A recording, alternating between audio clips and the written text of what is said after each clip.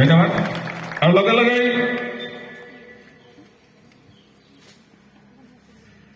আমি শ্বহীদ তৰ্পণ অনুষ্ঠান আগবঢ়াই নিবৰ বাবে আমি অমলপ্ৰভা বাইদেউক অনুৰোধ কৰিছোঁ।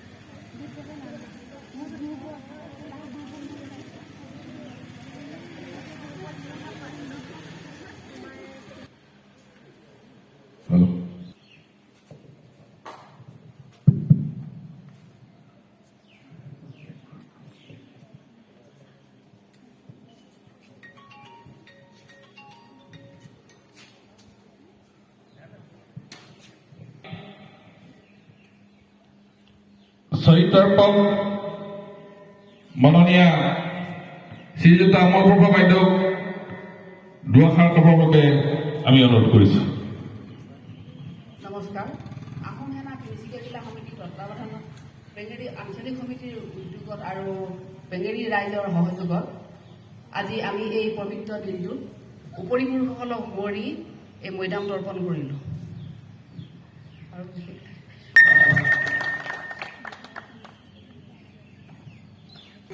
আমি উপৰিপুৰুষৰ শ্বহীদ তৰ্পণ আমি অনুষ্ঠান আয়োজন কৰিলোঁ।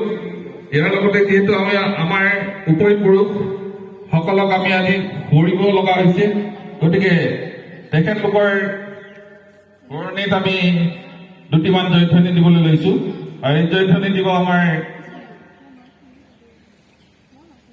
এই অঞ্চলৰে এগৰাকী বিভিন্ন অনুষ্ঠানৰ লগত ওতঃপ্ৰোতভাৱে জড়িত থকা দেৱকান্ত চেতিয়াদেৱে।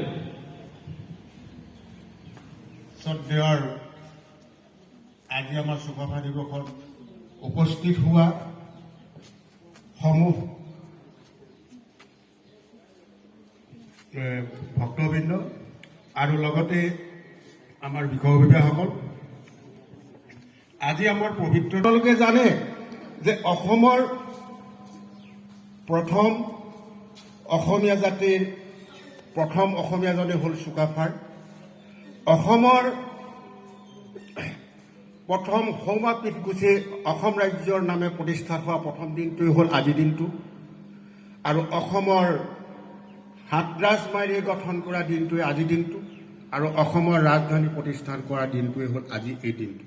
এইজনে মহান ব্যক্তি, যিজন ব্যক্তিয়ে নেকি আমাৰ অসমত সোণালী দিন এটা গঠন কৰিছিল আৰু অসমীয়া মহান জাতিটো গঠন কৰি ৰাখিছিল আৰু আজিও আছে।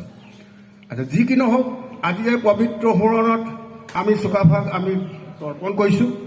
তেখেতৰ আত্মাই চিৰ সদ্গতি পাওক, সেয়ে আমি সমূহ আমাৰ ইয়াত উপস্থিত হোৱা সমূহ ৰাইজকে মই কৈছোঁ, আমি জয়ধ্বনি কৰিম আৰু সকলোৱে যাতে একেমুখে হৈ জয়ধ্বনিটো দিব পাৰে।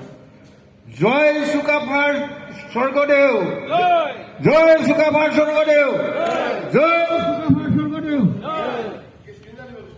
ধন্যবাদ। ধন্যবাদ আমাৰ চেতিয়াদেৱলৈ। তেখেতক এখানি ফুলাম গামোচাৰে সম্বৰ্ধনা জনাবৰ বাবে আমাৰ আহোম সেনাৰ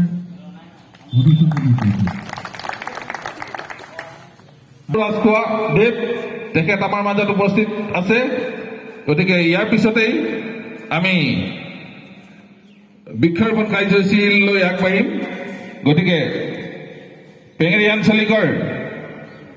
আঞ্চলিক আহোম সেনাৰ কৰ্মকৰ্তাক বৃক্ষৰোপণ কাৰ্যসূচী যাতে সুকলমে কৰিব পৰা যায়, তাৰ বাবে আমি বৃক্ষ যথাস্থানত নিবৰ বাবে অনুৰোধ কৰিছোঁ।